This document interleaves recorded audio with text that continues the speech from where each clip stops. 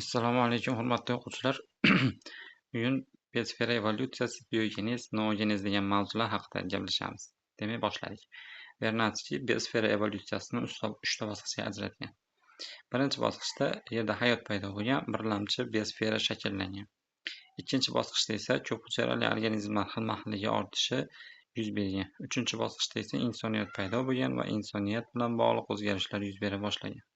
Mana bu 11-sinf darsligida berilgan rasmga ham e'tibor beradigan bo'lsak, rivojlanishning dastlabki bosqichlarida mana bu yerlarda tirik organizmlar yo'q edi, hayot shu yerda paydo bo'ldi. Sekin-astalik bilan rivojlanib mana shunday murakkab holatga yetib keldi va mana oxirida odamzod paydo bo'lishi yuz beryapti. Demak, shu uchala bosqichni mana shu rasmimiz o'z ichiga ola oladi. Tasavvurimizda qolishi uchun, yodimizda saqlab qolishimiz uchun bergan edik bu rasmda. Hop, davom etamiz. Endi birinchi bosqich haqida batafsil gaplashamiz. Birinchi bosqich Yerda hayotning paydo bo'lishi. Birinchi bosqich Arxiya erasida boshlangan. Aynan hayot paydo bo'lganda Arxiya erasida boshlangan, tugashi esa Paleozoy erasining Kembriy davrlariga to'g'ri keladi. Shu birinchi bosqichda amalga oshiriladigan asosiy kuchlar geokimyoviy va iqlim omillari hisoblanadi. Kitobimizdagi asosiy bilishimiz kerak bo'lgan ma'lumotlar shular. Endi esimizda qolishi uchun chuqurroq buni sinf darsligida ham o'z ichiga oladigan ma'lumotlarni aytib o'tib ketamiz. Xo'p, o'zi evolyutsiyani kimyoviy va biologik evolyutsiyaga ajratsak ham bo'ladi. Kimyoviy evolyutsiyada dastlab Yerda hayot yo'q paytda oddiy organik birikmalar, ya'ni monomerlar hosil bo'lgan. Ular esa keyinchalik murakkab organik birikmalarni, ya'ni polimerlarni hosil qilgan.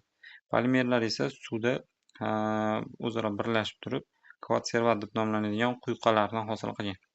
Bu quyqalar esa protobiont deb nomlangan tuzilmalarni hosil qilgan. Konservantlarda qobiq hosil bo'lishi bilan ular protobiontga aylangan hisoblanadi. Mana shu protobiontlargacha bo'lgan rivojlanish kimyoviy evolyutsiya hisoblanadi va bu kimyoviy evolyutsiyada organik moddalar faqat abiogen, ya'ni tirik organizmlar ishtirokisiz sintezlangan edi. Keyinchalik protobiontlarda matritsali sintez reaksiyalari paydo bo'lgandan keyin kimyoviy evolyutsiya tugadi va biologik evolyutsiya boshlandi. Biologik evolyutsiyaning paydo bo'lishi demak matritsali sintez reaksiyalarining paydo bo'lishi bilan bog'liq ekan. Matritsali sintez nima ekanligini ham eslab o'tib ketaylik. Matritsali sintez bu DNKdan DNK sintezlanishi, ya'ni reduplikatsiya, RNKdan RNK sintezlanishi, ya'ni transkripsiya, informatsion RNKdan oqsil sintezlanishi, ya'ni translyatsiya va oxirgisi RNKdan DNK sintezlanishi teskari transkripsiya. Shu jarayonlarda bir nuklein kislota turi boshqa bir nuklein kislota turini yoki oqsil turini hosil qilish uchun javobgar bo'ladi va mana shu javobgar qism matritsa, ya'ni qolip hisoblanadi. Mana shunday matritsali sintez reaksiyalarining paydo bo'lishi aynan biologik evolyutsiyaning vujudga kelishiga sababchi bo'lgan. E'tibor bering, matritsali sintez reaksiyalarida DNK, RNK, oqsil hosil bo'lishi yuz beryapti va bu tirik organizmning o'zida yuz beryapti. Shuning uchun bu biologik evolyutsiyada, mana bu pastki yozuvga e'tibor bering, organik moddalarning biogen, ya'ni tirik organizmlar yordamida sintezlanishi amalga oshgan. Aynan matritsali sintez reaksiyalarida amalga oshishi yuz bergan. Xo'p, davom etamiz. Endi protobiontlar shu tariqa paydo bo'ldi. Protobiontlar bu membranaga ega birlamchi hujayralar bo'lib, ular biologik evolyutsiyaga o'tgandan keyin matritsali sintez yuz bergan ularda. Bu protobiontlar keyinchalik yadrosiz prokaryot organizmlarni hosil qilgan. Mana shu protobiontlar ham, ya'ni matritsali sintez reaksiyasi yuz bergan protobiontlar ham, keyin prokaryotlar ham heterotrof, anaerob usulda nafas olgan, glikoliz, achish-bijg'ish reaksiyalari orqali o'zi energiya olgan. Prokaryotlar keyinchalik avtotrof prokaryot va heterotrof prokaryotlarga ajralgan. Avtotrof prokaryotlar fotosintez qiladigan prokaryotlar hisoblanadi. Ular fotosintez qilish orqali atmosferani kislorodga boyitgan. Heterotrof prokaryotlar esa o'sha avtotroflar hosil qilgan organik moddalar bilan oziqlanishga o'tgan organizmlar hisoblanadi. Davom etamiz. Endi ikkinchi bosqichga navbat. Ikkinchi bosqichimizda ko'p hujayrali organizmlar xilma-xilligi ortishi yuz bergan. Bu davr aynan Paleozoy erasining Kembriy davrida boshlangan. E'tibor bering. Bundan oldingi birinchi bosqichimiz shu davrda tugagan edi. Bu davrimiz esa ikkinchi bosqichimiz esa aynan shu davrdan boshlanyapti. Xo'p, tugashi esa hozirgi zamon odamlari paydo bo'lganda yuz bergan hisoblanadi. Mana e'tibor bering. Taxminan mana shu yerlardan boshlangan bo'lsa, Kembriy deydigan bo'lsak, mana shu yerlardan boshlangan bo'lsa, odam paydo bo'lgungacha taxminan mana shu yerlargacha rivojlanish yuz beryapti. Hop, davom etamiz. Ikkinchi bosqichda amalga oshiradigan kuchlar biologik evolyutsiya omillari, ya'ni mutatsiya, tabiiy tanlanish, alohidalanish, yashash uchun kurashlar hisoblanadi. Aynan shu omillar ta'sirida mana shunday yirik o'zgarish, shunday xilma-xillik vujudga kelgan. Hop, endi birinchi bosqichimiz va ikkinchi bosqichimizda ikkalasi ham biologik qonuniyatlar asosida amalga oshadi va inson umuman unga ta'sir qilmaydi. Shuning uchun bu bosqichni biz biogenez bosqichi deb ataymiz. Ya'ni ikkinchi va birinchi bosqichlar birgalikda bitta qilib biogenez deb ataladi va buning sababi biologik qonuniyatlar asosida amalga oshganligi hisoblanadi. Davom etamiz. Endi uchinchi bosqichga o'tamiz. Uchinchi bosqichimizni noogenez deb ataymiz. Nimaga? Chunki bunda ong, aql ishtirok etgan. Nimaning? Insonning ongi, aqli ta'sirida yer sayyorasida o'zgarishlar vujudga kelgan. Mana bunday tabiat mana bunday holatga o'ta boshlagan yoki bunday holatga o'tish yuz bergan. Aynan noogenez, ya'ni uchinchi bosqichimiz demak insoniyat jamiyatining kelib chiqishi bilan bog'liq ekan. Bu bosqichimiz 40-50 ming yil avval boshlangan. Hozirgi zamon odami shu aynan 40-50 ming yil avval paydo bo'lgan edi. Esimizda bo'lsa, umr sinf darsligimizda boshida tarixiy ekologiya insoniyat paydo bo'lgandan bundan 50 ming yil avval neolit davridan boshlab hozirgacha bo'lgan o'zgarishlarni o'rganadi deyilganida, aynan shu neolit davridan boshlangan noogenez davri. Xo'p, va tugagani yo'q, hozirgacha davom etmoqda. Bu bosqichda rivojlantiradigan asosiy kuch inson ongi hisoblanadi, insonning ta'siri hisoblanadi. Shu aynan inson ta'sirida, insonning ongi ta'sirida amalga oshganligi uchun ham bu bosqichni noogenez deb ataymiz. Aynan noogenez degani bekorga boyadan beri ong, aql demayapman. Noos degani aql, ong degan ma'noni bildiradi. Ya'ni aql bilan rivojlanish degan ma'noga o'tib ketyapti, e'tibor berayotgan bo'lsak. Davom etamiz. Endi biogenez bosqichidagi muhim nuqtalarga alohida to'xtalib o'tib ketaylik. Boyagi chizmamizni boshqacharoq ko'rinishda alohida holatda berib o'tib ketyapmiz. Protobiontlar anaerob usulda nafas olgan heterotrof organizmlar hisoblanadi. Mana protobiontlarning ko'rinishini rasmda ko'rib turibmiz. Hop, anaerob usulda nafas olganda organizm kislorodni yo'q muhitda nafas olgan hisoblanadi. Ya'ni anaerob nafas olish bu kislorodsiz muhitda nafas olish. Unda energiya faqat ajish-bijg'ish reaksiyalaridan, glikoliz reaksiyalaridan hosil bo'ladi va energiya juda oz chiqadi. Fotosintezlovchi bakteriyalarning paydo bo'lishi, mana rasmda ko'rib turibsiz, bu sianobakteriya. Fotosintezlovchi bakteriyalar, sianobakteriyalarning paydo bo'lishi havoda kislorodning ko'payishiga sababchi bo'ldi va bu 3 ta holatga olib keldi. Hop, birinchisi ozon qatlamining paydo bo'lishi, ikkinchisi esa aerob organizmlarning paydo bo'lishi, uchinchisi esa evolyutsiyaning tezlashishi hisoblanadi. Ozon qatlami atmosferada ko'paygan kislorodni o'sha atmosferaning yuqori qatlamlarida, ya'ni troposferaning yuqori qatlamlarida ultrabinafsha nurlar ta'sirida va chaqmoq ta'sirida kislorod molekulalaridan ozonni hosil bo'lib, o'sha stratosferaning quyi qismida to'planishi bilan yuz bergan. Ozon qatlami yer sayyorasida tirik organizmlarning quruqlikka chiqishida ham katta ahamiyatga ega. Ozon qatlamidan paydo bo'lishidan oldin hayot faqat suvda rivojlangan edi. Ozon qatlami paydo bo'ldi, shundan keyin tirik organizmlar quruqlikka ham chiqishiga imkon bo'ldi. Chunki ozon qatlami quyoshning ultrabinafsha nurlarini to'sib qoluvchi qalqon vazifasini bajaradi. Ultrabinafsha nurlar ta'sirida hech qanday tirik organizm rivojlana olmaydi. Ular halokatli ta'sirga ega edi. Eslasak, bu mavzuda yorug'lik mavzusida bu narsa haqida gaplashgan edik. Davom etamiz. Endi aerob organizmlarning paydo bo'lishiga ham alohida to'xtalishimiz kerak. Atmosferada avval kislorod kam bo'lgan, fotosintezlovchilar paydo bo'ldi, keyin aerob nafas olishga imkon paydo bo'ldi. Shuning uchun keyin aerob organizmlar paydo bo'lgan. Va aerob nafas olish kislorodsiz nafas olishdan ko'ra anchagina energiyani ko'proq beradi. Eslasak, dissimilyatsiyaning 3 ta bosqichi bor edi. Tayyorgarlik, glikoliz, ya'ni ikkinchi bosqich va uchinchi bosqich mitoxondriyada amalga oshadigan aerob bosqich. Glyukozaning parchalanishi birinchi bosqich tayyorgarlikda hosil bo'lgan. Glyukozaning parchalanishi chala yoki to'liq bo'lar edi. Eslasak, chala parchalanishda jami 200 kilojul energiya chiqardi. To'liq parchalanishda esa 2800 kilojul energiya chiqardi. To'liq parchalanish nima uchun to'liq bo'lib qolgan? Chunki 3-bosqichda kislorod mavjud sharoitda yuz bergan u. Kislorod mavjud sharoitda yuz berganligi hisobidan uni aerob parchalanishda aerob sharoitda yuz beradi deb bemalol ayta olamiz. Xo'p, va e'tibor bering, 14 barobar ko'proq. 200 chala parchalanishda kislorod sharoitda 2800 kislorodli sharoitda amalga oshyapti. E'tibor bering, 2800 kilojoule energiya haqida, 200 kilojoule energiya qayerda? Shunaqa aerob organizmlar paydo bo'lganda energiya ko'p ajraladi va bu esa evolyutsiyaning tezlashishiga sababchi bo'ladi. Demak, aerob nafas olishda energiyaning ko'p ishlab chiqarilishi evolyutsiyani tezlanishiga sababchi bo'ldi. O'zimizni saqlab qolaylik. Davom etamiz. Endi organizmlarning quruqlikka chiqishi haqida gaplashamiz.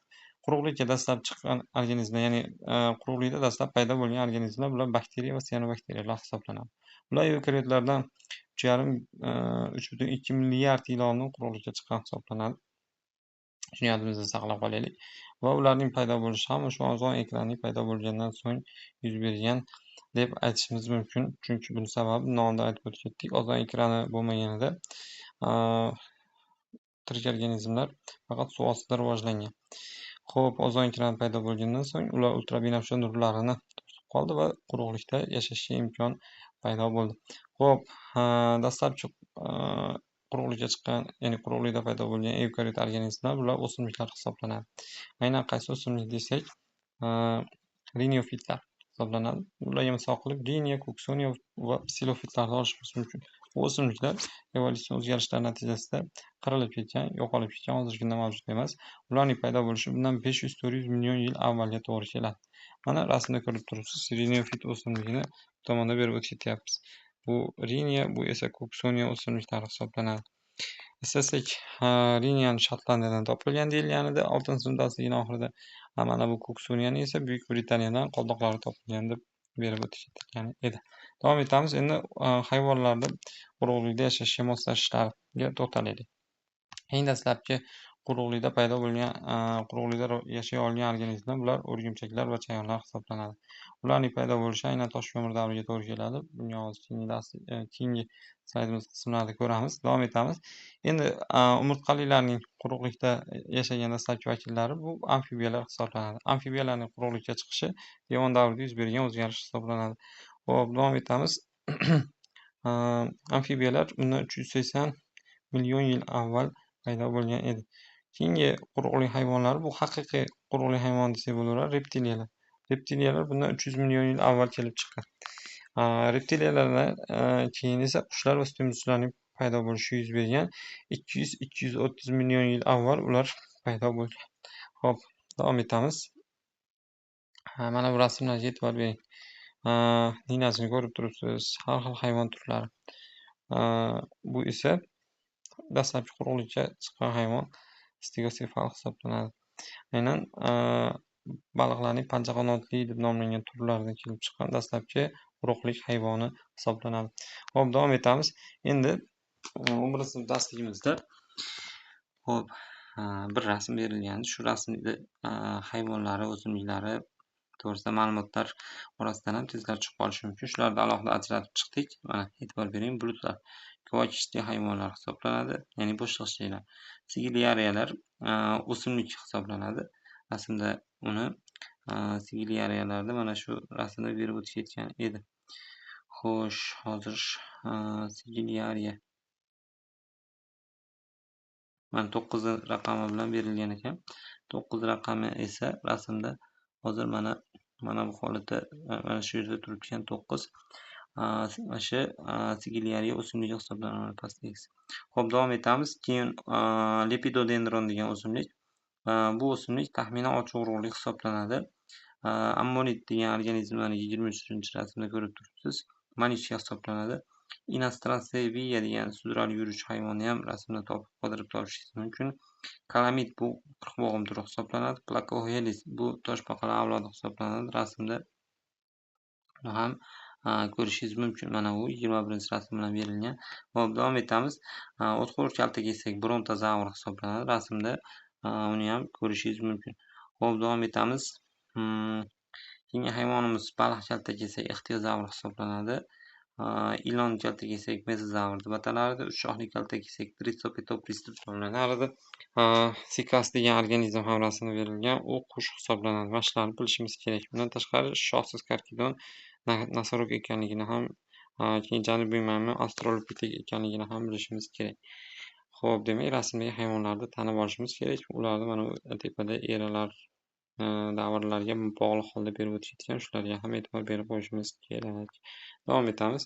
Endi shu eralarda yuz bergan o'zgarishlar haqida gaplashamiz. Kitobimizda jadval berilganda, jadvalda pastdan tepaga qarab ketgan yo'nalishda bergandi.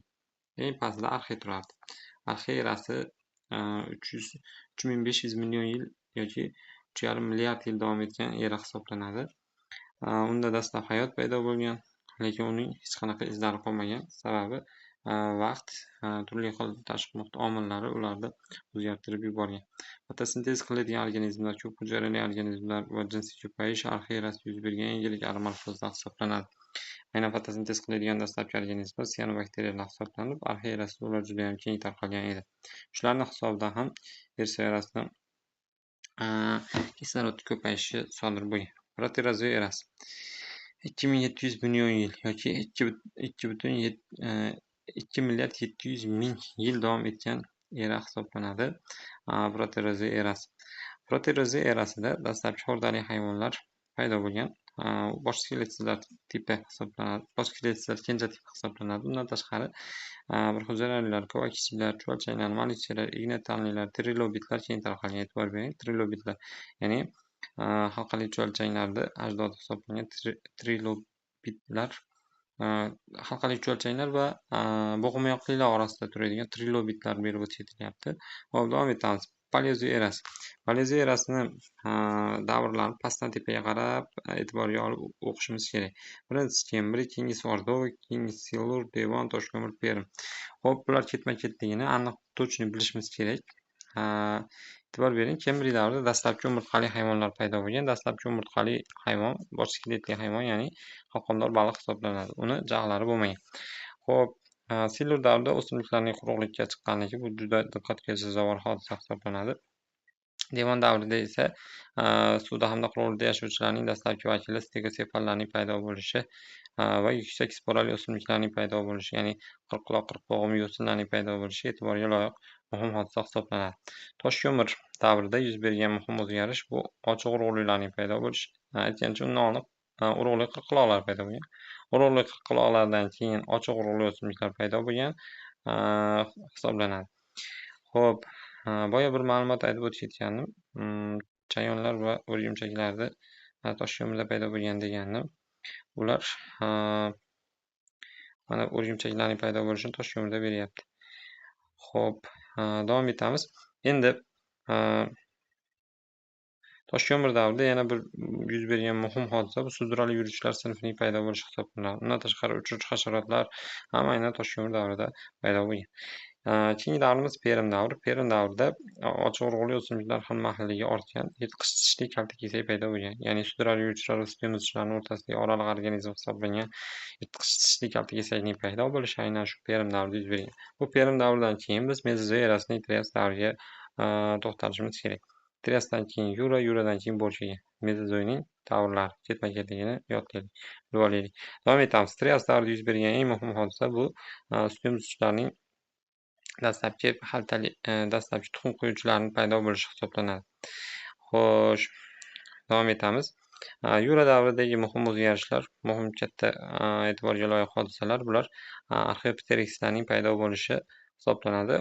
Ochiq urug'lilarda sudrali yuruvchilarda hukmronlik qilganligi hisoblanadi. Sudrali yuruvchilarning aynan dinozavr turlari bu davrda, Yura davrida hukmronlik qilgan. Va keyingi davrimiz Bo'r davri hisoblanadi. Bo'r davrida suyumchilarning yuksak vakillari, yo'ldoshliklar va xaltalilar paydo bo'lgan. Bundan tashqari haqiqiy qushlar paydo bo'lishi ham aynan shu Bo'r davrida yuz bergan. Bo'r davrida yana bir muhim hodisa yopiq urug'li o'simliklar hukmronlik qilgan. Juda keng tarqalgan va jamoa bo'lib yashovchi hasharotlar hisoblangan termit chumoli asarlar paydo bo'lishi ham aynan shu yopiq urug'li o'simliklar paydo bo'lgan davrda yuz bergan. Gulli o'simliklar paydo bo'lgan davrda. Hop, davom etamiz. Va bu davrda dinozavrlar, plezozavrlar va ixtiozavrlar qirilib ketganligini ham e'tiborga olib qo'yaylik. Va keyingi davrimiz Kaynozoy davri. Kaynozoik davrining birinchi davri paleogen, ikkinchi davri neogen, uchinchi davri esa antropogen davr deb yuritiladi. Paleogen davrida parapiteklar, driopiteklar paydo bo'lgan. Ularga hozir keyingi slaydlarimizda to'xtalamiz. Xo'p, uchishga moslashgan hasharotlar soni ham shu paleogen davrida ortgan. Neogen davrida semizchilar, qushlar hukmronlik qilgan. Antropogen davrida esa odam paydo bo'lgan va rivojlangan. Shu ketma-ketlik, shu jadvaldagi hamma ma'lumotlar yodimizda turishi kerak o'quvchilar. Ketma-ketligi bo'yicha avval davr eralarni yodlaylik, eralardan keyin davrlarni yodlaylik va davrlarda yuz bergan hodisalarni o'qib o'rganib yodlab chiqaylik. Davom etamiz. Endi biosfera evolyutsiyasini ko'rib chiqdik. Endi navbat noogenezga. Xo'p, noogenez bu inson paydo bo'lgandan keyin yuz bergan evolyutsion o'zgarishlar, rivojlanishlar hisoblanadi. Bu nomni aytib o'tib ketdik. Noogenez paydo bo'lishi, ya'ni insonning tabiatga ta'siri natijasida tabiatdagi o'zgarishlar to'laqonli ijobiy bo'lmagan. Inson paydo bo'lgandan so'ng yer yuzida juda katta qirg'inbarot holat vujudga kelgan. Inson hayvon turlarini, o'simliklarni kamayib ketishiga juda katta ta'sir ko'rsatgan. Shunaqa izlar sifatida mana bunday salbiy rasmlarni berib o'tib ketyapmiz. Demak, nosfera tushunchasiga to'xtalaylik. Nosfera biosferaning inson tomonidan tubdan o'zgartirilgan yangi qobig'i hisoblanadi. Ya'ni biosferadan keyingi qobiq nosfera. Inson ishtirokida shakllangan qobiq nosfera haqida gaplashamiz endi. Nosfera atamasini taklif qilgan olim bu Edvard Leroy hisoblanadi. U fransuz faylasufi hisoblanadi. Nosfera bu nos ong, sfera shar degan ma'noni anglatuvchi so'z hisoblanadi. Ya'ni ongli qobiq, ongli shar deyilmoqchi. Davom etamiz va yangi fan. Kishilik jamiyat va tabiat o'rtasidagi o'zaro munosabatlarni o'rganuvchi noogenika fani ham shu tariqa paydo bo'ldi. Xo'p, davom etamiz. Mana rasmda Edvard Leroyni ko'rib turibsiz. Davom etamiz. Odamdagi muhim o'zgarishlarga to'xtalib o'taylik. Mavzumizdagi muhim nuqtalarni belgilab olib, ularga to'xtalyapmiz. Xolos o'quvchilar e'tibor bersak, qolgan qismlarni e'tiborga olganimiz yo'q. Odamda muhim o'zgarishlardan bittasi bu uning tik yurishi hisoblanadi. Rasmga e'tibor bersak, mana tik yurish natijasida odamning qo'llari ozod bo'lgan. Qo'l ozod bo'lgandan keyin bu qo'llar qurollardan foydalanishga moslasha boshlagan. Yurish vazifasini bajarishdan, demak, quroldan foydalana olish imkoniga ega bo'lgan, murakkab funksiyalarni bajara oladigan, nozik harakatlarni amalga oshiradigan qo'llarimizning vujudga kelishi, demak, tik yurishga o'tish hisoblanar ekan. Endi hozir bir narsani aytib o'tib ketay o'quvchilar. Bu evolyutsiyaga taalluqli ma'lumotlar. Biz islom dinidamiz. Islom dinida evolyutsiyaga to'liq nima desak, evolyutsiya noto'g'ri deb yuritiladi. Haqiqatda biz o'zi islom dinidamiz va evolyutsiyaga ishonishimiz, evolyutsiya to'g'ri deyishimiz, o'zimiz dinimizdagi ma'lumotlarni noto'g'ri deyishimizga sababchi bo'lishi mumkin va bu narsa bizning iymonimizga putur yetkazishi mumkin. Shuni esdan chiqarmaylikki, bu ma'lumotlarni biz to'g'ri deb tan olishimiz shart emas, lekin o'rganishimiz zarur. O'zimizda tolerantlik shakllantirishimiz kerak. Begona g'oyalarga nisbatan, begona fikrlarga nisbatan ularni o'rganib olishimiz foydadan xoli emas. Davom etamiz. Demak, shu evolyutsiyaga taalluqli mana shu fikrlarni aytyapmiz. Hozir bu ma'lumotni berish orqali men odam maymundan tarqalgan, maymundan paydo bo'lgan yoki odamning ajdodi maymunsimon odamlar bo'lgan, aniq shunaqa, tiniq shunaqa degan fikrdan men uzoqdaman. Shunchaki shu darsliklarimizdagi ma'lumotlarni sizlarga o'rgatishga harakat qilyapman. Demak, davom etamiz. Ikkinchi muhim hodisa bu olovdan foydalanish hisoblanadi. Jag'ning muskullarini noziklashishi va tepa suyagining qirrasidan ahamiyatini yo'qolishi aynan shu olovdan foydalanish natijasida yuz bergan. Bu jag'ga nima aloqasi bor olovda degan fikr kelishi mumkin sizga. Olovdan foydalanish bu shu hayvon mahsulotlarini pishirib yeyishga sababchi bo'lgan.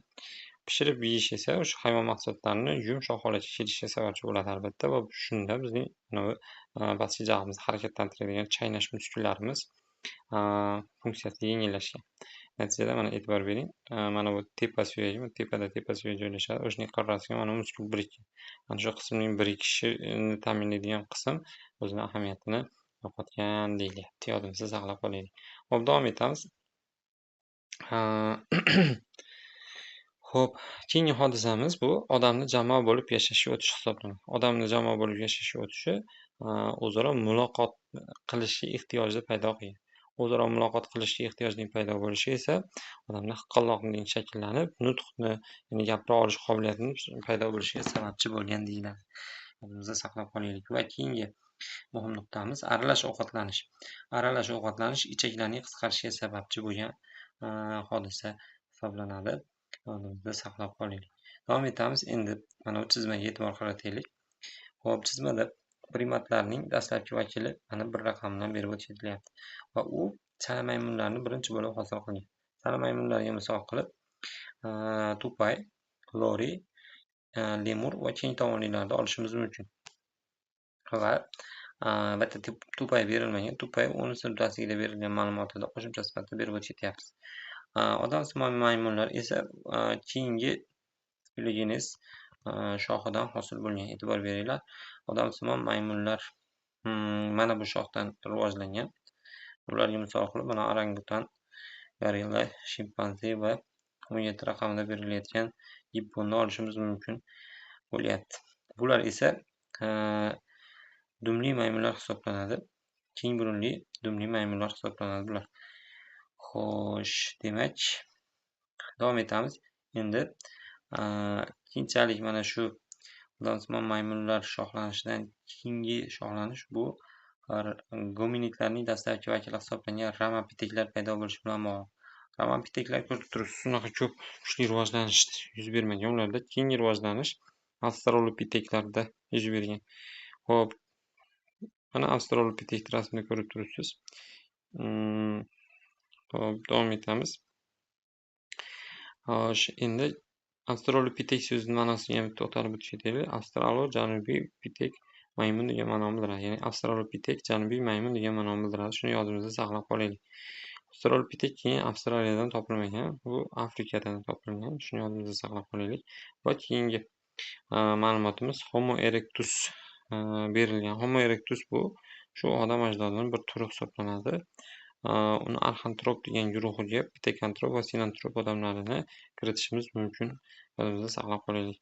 Va keyingi odam turi paleantrop hisoblanib, paleantroplarga misol qilib neandertal odamni misol qilib olishimiz mumkin. Uni neandertal odamni rasmida ko'rib turibsiz.